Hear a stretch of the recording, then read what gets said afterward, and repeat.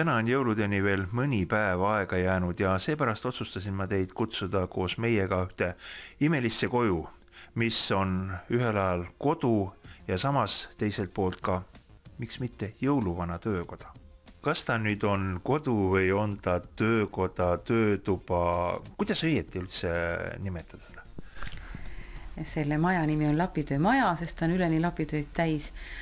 Ja sisult on ta avatud ateljee, nii et aeg-ajalt ma kutsun siia külalisi ja näitan oma töid ja vahel õpetan ja vahel räägin lugusid omale läbi oma tööd. Siin ringi vaadates minu meelest sa täielikult naudid seda. Ja ei saa olla paremat asja, kui töö ja hobi on koos, et ma võin ka kesköösel ärgata ja teha seda oma tööd või seda oma mõtet, mis on tulnud mulle unes saadetud kuskilt, et ma tõeliselt naudin seda, et ma teen tööd, et ei käi tööl.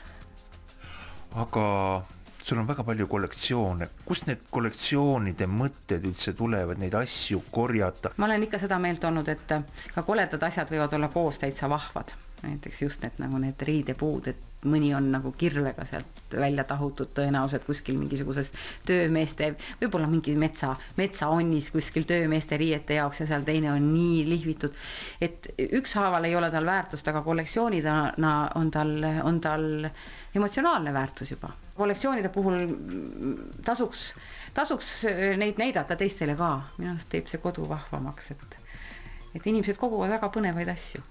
Klaas ja roostes raud ja puit ja kivi, need on minu jaoks niisugused väärtused, millest võib alati midagi teha.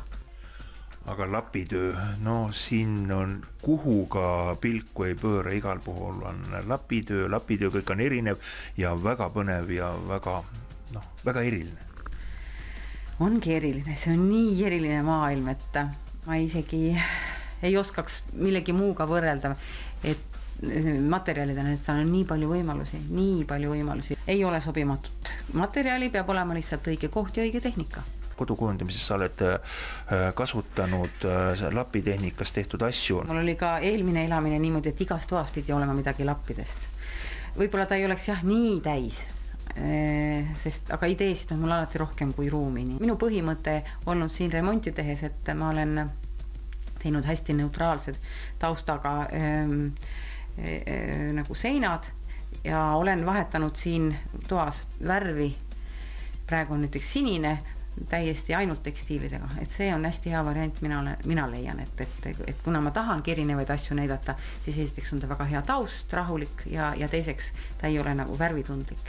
Ma olen magamistoas teinud muutumismängu kunagi, et hõlpsalt tuli see 5-6 erinevat varianti magamistoa sisustuses. Mis seal kõik põnevat on? Voodipäitsi ma tegin venna vanadest kardinapuudest, millel ei olnud temal otstarvet. Samamoodi on see seinatekstiil seal niimoodi riputatud. Siis see suur valgussammas on tehtud vanast jalaga lambist, mille kuppel oli katki ja mis lapsed tahtsid kevadeti aastaid tahtsid ära visata prügikonteinerisse. Ja mul oli mingisugune sisemine tunne, et ma teadsin, et ma tahan midagi sellest teha, ma ei teadnud mida. Ja sama stiilis on siis paneel, sama stiilis on armatuuri kuppel, see on chenil tehnika, et see on niisugune vahva lõikamise tehnika, mis on karvane pind jääb. Et see ongi vahva, et neid vanu asju saab kasutada. Seal on mu ristiema õmblusmassin, mis toodi minule hoida, on minu vanaisa tehtud lillepostament, et nendel kõikidel on oma väärtus. Ma olen väga rahul seal nende asjade keskel. Lihtne, aga samas imeline asi ripub siin kamina kohal.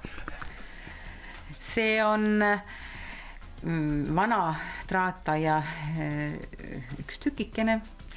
Üks aianurk oli läbi kasvanud sirelitest ja lapsed nägid kurja vaeva, et neid sealt kätte saada, välja kaevata seda aeda sealt sirelite seest. Ja juba siis ma teadsin, et ma tahan endale kamina peale seda niisugust võrkaiast läbi kasvanud sireli oksa. Nii nagu ma meie loo algul ütlesin, jõululaupäevani mõni päev on veel jäänud ja mitte päris kõigil inimestel ei ole jõuluvana kott veel täidetud, et kas sa õpetaksid meile midagi põnevat, samas lihtsalt? Ma olen olnud Virk Päkapik, mul on jätkub jõulukingitusi jõuludeni, nii et need kohati on virnad laeni, nagu näha on, aga kindlasti midagi jõuab ka teha viimasel hetkel, nii et ja näitan hea meelega. Ja me lähemegi Marjaga koos alla töötuppa, et natuke õmmelda. Mis me siis õmbleme? teeks täna nii, et ei õmblegi. See on veel kergem variant. Seekord me liimime. Ja kuidas see käib? Päris teksaliidest võiks teha hoopis midagi vahvamat ja suuremat ja siledamat, aga tavaliselt võt niisugused servad, need on nüüd overlocki servad, ilma tepinguta servad, need tavaliselt inimesed viskavad minema, aga see on niisugune hästi vahva ja väärtuslik materjal. Nendest teeme sellise kuumaaluse näiteks. Kuidas sa nüüd kokku paned selle? Liimipüstoliga. Minu maailm muutus täiesti astme võrra teistsuguseks pärast selle, kui ma avastasin liimipüstoli. Et see ongi nüüd niisugune overlocki äär ja hakkan teda rullima.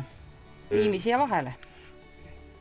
Ja kui pika aja tagant sa siis liimi siia nagu paned? Seda tuleb tunde järgi, kui on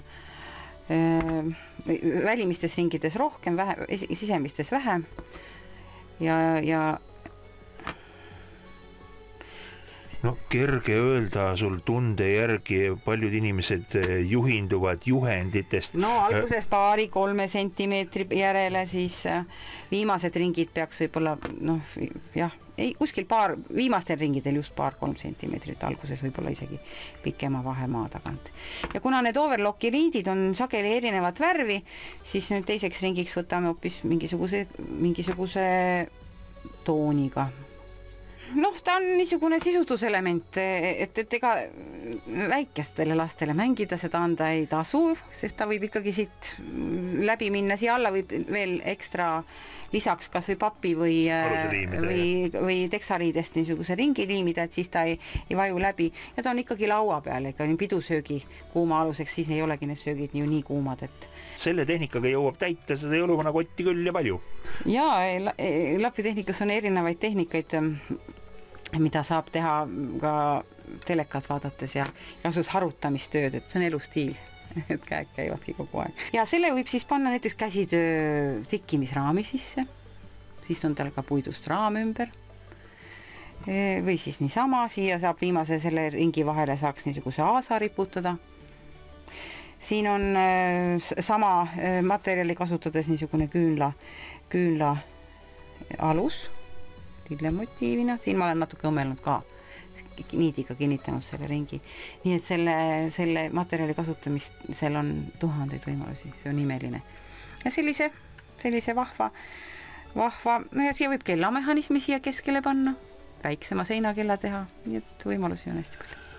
No Marjal ilmselt ideedest puudu ei tule. Üks asi, mida ma meie külaskäigu lõpus tahaksin teile veel näidata, need on ühed väga toredad postkaardid, mis kõlbavad ka jõuluks ja kus on ära kasutatud väikesi tükikesi, millel ilmselt igaühele on oma lugu rääkida.